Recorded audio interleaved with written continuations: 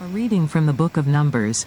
Supplementary offerings. The Lord said to Moses, "Speak to the Israelites and say to them, after you enter the land I am giving you as a home, and you present to the Lord food offerings from the herd or the flock, as an aroma pleasing to the Lord, whether burnt offerings or sacrifices, for special vows or freewill offerings or festival offerings.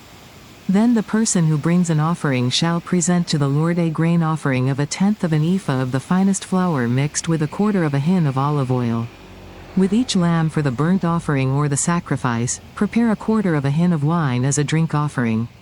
With a ram prepare a grain offering of 2/10 of an ephah of the finest flour mixed with 1/3 of a hin of olive oil, and 1/3 of a hin of wine as a drink offering. Offer it as an aroma pleasing to the Lord. When you prepare a young bull as a burnt offering or sacrifice, for a special vow or a fellowship offering to the Lord, bring with the bull a grain offering of 3/10 of an ephah of the finest flour mixed with 1/2 a hin of olive oil, and also bring 1/2 a hin of wine as a drink offering. This will be a food offering, an aroma pleasing to the Lord. Each bull or ram, each lamb or young goat, is to be prepared in this manner. Do this for each one, for as many as you prepare. Everyone who is native born must do these things in this way when they present a food offering as an aroma pleasing to the Lord. For the generations to come, whenever a foreigner or anyone else living among you presents a food offering as an aroma pleasing to the Lord, they must do exactly as you do. The community is to have the same rules for you and for the foreigner residing among you. This is a lasting ordinance for the generations to come. You and the foreigner shall be the same before the Lord. The same laws and regulations will apply both to you and to the foreigner residing among you. The Lord said to Moses, "Speak to the Israelites and say to them, when you enter the land to which I am taking you, and you eat the food of the land, present a portion as an offering to the Lord. Present a loaf from the first of your ground meal and present it as an offering from the threshing floor. Throughout the generations to come you are to give this offering to the Lord from the first of your ground meal." Offerings for unintentional sins. Now if you as a community unintentionally fail to keep any of these commands the Lord gave Moses, any of the Lord's commands to you through him, from the day the Lord gave them and continuing through the generations to come, and if this is done unintentionally without the community being aware of it, then the whole community is to offer a young bull for a burnt offering as an aroma pleasing to the Lord, along with its prescribed grain offering and drink offering, and a male goat for a sin offering.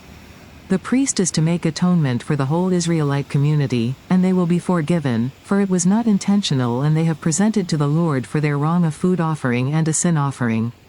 The whole Israelite community and the foreigners residing among them will be forgiven, because all the people were involved in the unintentional wrong.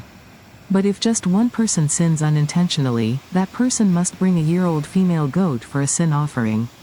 The priest is to make atonement before the Lord for the one who erred by sinning unintentionally, and when atonement has been made, that person will be forgiven.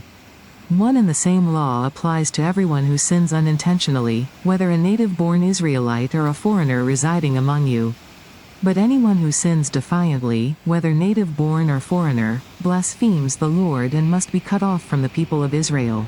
Because they have despised the Lord's word and broken his commands, they must surely be cut off, their guilt remains on them. The Sabbath breaker put to death. While the Israelites were in the wilderness, a man was found gathering wood on the Sabbath day. Those who found him gathering wood brought him to Moses and Aaron and the whole assembly. And they kept him in custody, because it was not clear what should be done to him. Then the Lord said to Moses, "The man must die. The whole assembly must stone him outside the camp." So the assembly took him outside the camp and stoned him to death, as the Lord commanded Moses. Tassels on garments. The Lord said to Moses, "Speak to the Israelites and say to them, throughout the generations to come you are to make tassels on the corners of your garments, with a blue cord on each tassel.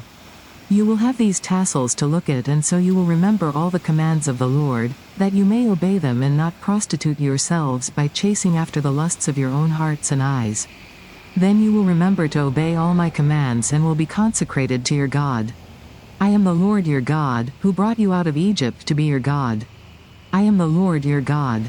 The word of the Lord.